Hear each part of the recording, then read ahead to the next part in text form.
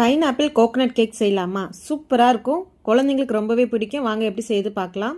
பாதி அளவுக்கு நான் பைனாப்பிள் எடுத்து நல்லா பொடி பொடியாக கட் பண்ணி எடுத்துக்கிட்டேன். 3 ஸ்பூன் அளவுக்கு சக்கரை சேர்த்துக்கலாம். நம்ம கேரமல் மாதிரி ரெடி பண்ணி வைக்கலாம். கேக் மேலே போகிறதுக்கு சூப்பராக இருக்கும். பைனாப்பிள் நல்லா ரெடி ஆகட்டும். அதுக்குள்ளே நட்ஸ் வந்து நம்ம நல்லா பொடி பண்ணி எடுத்துக்க வேண்டியதுதான். நான் என்ன நட்ஸ் யூஸ் பண்ணியிருக்கேன்னா பாதாமும் பிஸ்தா, வாசனைக்கு வந்து எந்த எசன்ஸ் போடாமல் 2 ஏலக்காய் போட்டுக்கலாம், நல்லாயிருக்கும். இது எல்லாமே நல்லா கொரப்பாக அரைச்சி எடுத்துக்க வேண்டியது தான். அப்போ தான் சாப்பிடும் போது வாயில் நல்லா தென்படும். அரைமுடி தேங்காய் நல்லா திக்காக பால் எடுத்துக்க வேண்டியது தான். தேங்காய் பால் ரொம்ப கொதிக்கக்கூடாது. 2 ஸ்பூன் கார்ன்ஃப்ளவர் மாவு வந்து நல்லா தண்ணியில் மிக்ஸ் பண்ணி அதை நல்லா மிக்ஸ் பண்ணிக்க வேண்டியது. ரெடி பண்ணி வச்சுருக்க பாதாம், பிஸ்தா, ஏலக்காய் வந்து அது கூட சேர்த்துக்கலாம். தேங்காய் பால் ரொம்ப வந்து கொதிக்க விடக்கூடாது. அதனால் கொஞ்சம் போல் குங்குமப்பூவை தண்ணியில் சுடுதண்ணியில் கலந்து இந்த மாதிரி வச்சுக்க வேண்டியது தான். கலருக்கு குங்குமப்பூ இல்லைனால பரவாயில்ல, நார்மலாகவே வந்து நம்ம யூஸ் பண்ணிக்கலாம்.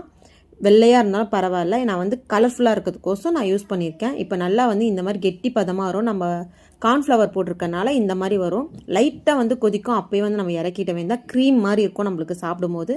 இப்போ வந்து நம்ம கேக் ரெடி பண்ணிக்கலாம்.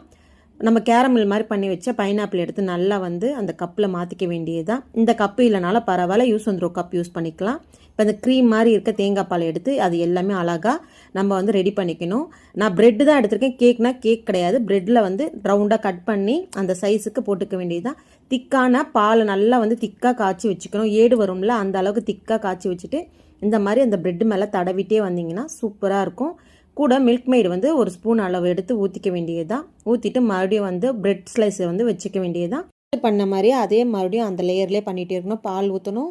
மறுபடியும் அந்த கோகனட் மில்க் க்ரீம் மாதிரி பண்ணி வச்சுருக்கதையும் ஊற்றிட்டே வந்துகிட்டே இருக்க வேண்டியது தான்.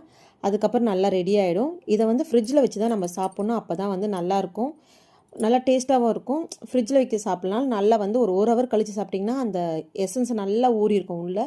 மறுபடியும் பைனாப்பிள்லாம் போட்டுட்டு மேலே உங்களுக்கு எதாவது ரோஸு அந்த சுகர் பால்ஸ் எதாக இருந்தால் போட்டு சாப்பிட வேண்டியது தான்.